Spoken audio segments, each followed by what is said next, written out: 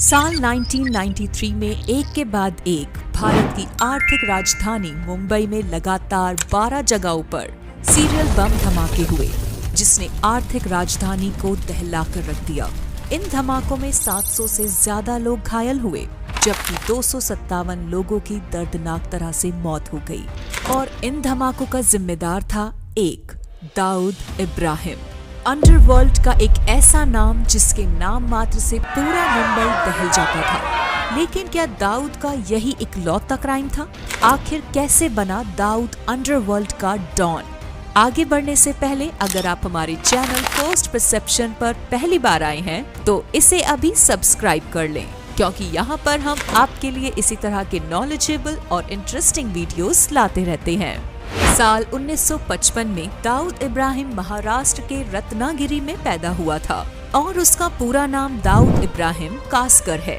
उसके पिता शेख इब्राहिम कासकर मुंबई में हवलदार थे, तो वहीं मां अमीना भी एक घरेलू महिला थी। दाऊद के कुल 6 भाई और 5 बहनें हैं। आज से पहले उसका भी अपना एक भरा पूरा परिवार था, लेकिन दाऊद के भाई शब्बीर इब्राहिम कासकर की 1981 में गैंग वॉर में मौत हो गई थी। दाऊद को बचपन से ही शाही जिंदगी जीने का शौक था, जिसके लिए वो चोरी, डकैती और उसके बाद तस्करी का काम करने लगा था। उसकी हरकतें देखकर पिता ने पहले उसे समझाया, पर जब उसने जुर्म का रास्ता नहीं छोड़ा तो पिता ने दाऊद को घर से निकाल दिया था, क्योंकि उसके पिता को थाने का सबसे वफादार पुलिस वाला कहा जाता था और हर जगह उनकी नेकी के किस्से भी सुनाए जाते थे। उधर दाऊद अपराध की दुनिया में और भी ज्यादा आगे बढ़ने लगा। तस्करी से उसने शुरुआत की और फिर वसूली, फिरौती, जालसाजी और धोखाधड़ी करते हुए उस रास्ते पर चल पड़ा जिस पर मुंबई के सबसे चर्चित गैंगस्टर करीम लाला का कब्जा था। 80s के दौर में गैंगस्टर ने मुंबई यानी बम्बई में इलाके बांट रखे थे। धीरे धीरे गैंगस्टर बनने की चाहत में दाऊद ने कदम आगे बढ़ाए और अपने भाई शब्बीर के साथ मिलकर तस्करी करने लगा, और यहीं से इलाका बटा होने की वजह से जल्द ही ये दोनों एक दूसरे के दुश्मन बन गए। साल 1981 में करीम लाला की पठान गैंग ने दाऊद के भाई शब्बीर को मौत की नींद सुला दिया, जिसके बाद दाऊद बदला लेने की प्लानिंग करने लगा, जिसमें उसका मकसद था कि भाई की मौत का बदला वो करीम लाला के भाई को मारकर ही लेगा, और ऐसा ही हुआ। 5 साल तक खींचातानी के बाद 1986 में दाऊद ने करीम लाला के भाई रहीम खान को मार डाला और हाजी मस्तान की गैंग में शामिल हो गया। यहाँ से दाऊद और पठान गैंग की दुश्मनी और भी ज्यादा बढ़ गई। जब हाजी मस्तान का मुंबई में दबदबा कम हुआ तो दाऊद ने उस पर अपना हक जमा दिया, जिसके बाद उसने हथियारों को विदेशों से खरीदने का काम शुरू कर दिया। तस्करी के धंधे में दाऊद की एंट्री से करीम लाला का गेम बिगड़ रहा था। साथ ही पूरे अंडरवर्ल्ड में दोनों की दुश्मनी की चर्चा थी। ये करीम लाला के लिए बड़े शर्म की बात साबित हो रही थी कि एक लड़के ने पूरे पठान गैंग को चुनौती दे रखी है। जिसके बाद पठान गैंग ने दाऊद को पकड़ने की कोशिश की। एक दिन ऐसा भी आया जब मुंबई में दाऊद उनके हत्थे चढ़ गया। मुंबई की सड़क पर करीम लाला ने दाऊद को जमकर पीटा। दाऊद को कई चोटें आईं और यह बात पूरे अंडरवर्ल्ड में फैल गई। इसके बाद दाऊद कभी भी करीम लाला से पंगा लेने की हिम्मत नहीं जुटा पाया। करीम लाला का रुतबा उस वक्त मुंबई में काफी बड़ा था। बेशक करीम लाला एक नामी गैंगस्टर था, लेकिन तमाम गुनाहों के बाद भी उसके नाम बहुत ही कम अपराध दर्ज थे। ना तो वो कभी कानून से भागा और ना ही उसके नाम अपराध की लंबी लिस्ट थी। 90s के दौर में सिर्फ उसे एक बार जबरदस्ती मकान खाली कराने के आरोप में गिरफ्तार किया गया था। उस वक्त मुस्लिमों के बीच उसका नाम बड़े अदब से लिया जाता था, लेकिन मुस्लिम समाज में दाऊद को कभी वो रुतबा हासिल नहीं हुआ। फिर एक दिन ऐसा आया जब करीम लाला और दाऊद की दुश्मनी पर फुल स्टॉप लग गया। इन दोनों की मुलाकात मक्का में हुई। दोनों ने एक दूसरे को गले लगाया और पुरानी दुश्मनी पर मिट्टी डालते हुए आगे बढ़ गए। ये मुलाकात दाऊद का टर्निंग पॉइंट साबित हुई। समझौते के बाद दाऊद का रुतबा मुंबई में बढ़ने लगा।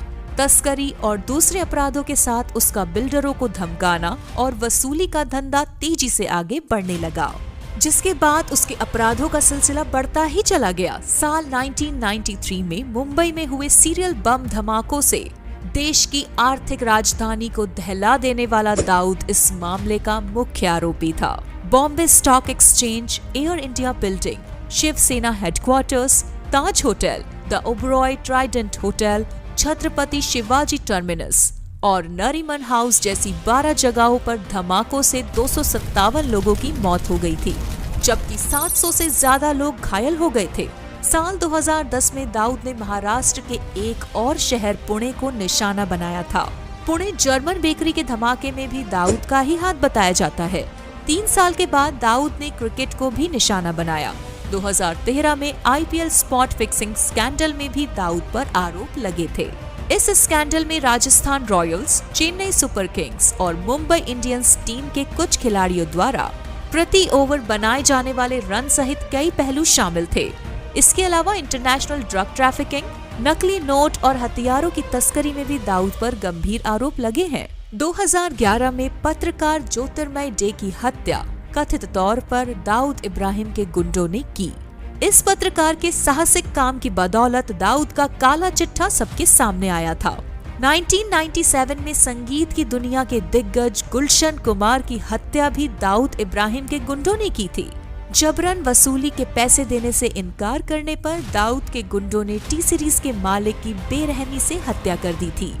2000 में जूता व्यवसायी परीक्षित ठक्कर की किडनैपिंग और हत्या में दाऊद के गिरोह का हाथ माना जाता है।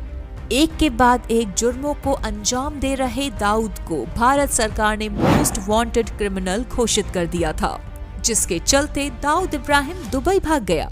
कुछ दिनों बाद उसके पाकिस्तान में पनाह लेने की खबरें आईं। रिपोर्ट्स के मुताबिक पाकिस्तान में दाऊद को देश की खुफिया एजेंसी ISI का संरक्षण हासिल है। हालांकि पाकिस्तान इस बात को कभी स्वीकार नहीं करता कि दाऊद उसके देश में है, लेकिन साल 2001 में जब एक पाकिस्तानी पत्रकार गुलाम हसनैन ने दाऊद इब्राहिम पर रिपोर्ट लिखी तो यह कंफर्म हो गया कि ये पाकिस्तान में ही छुपा बैठा है।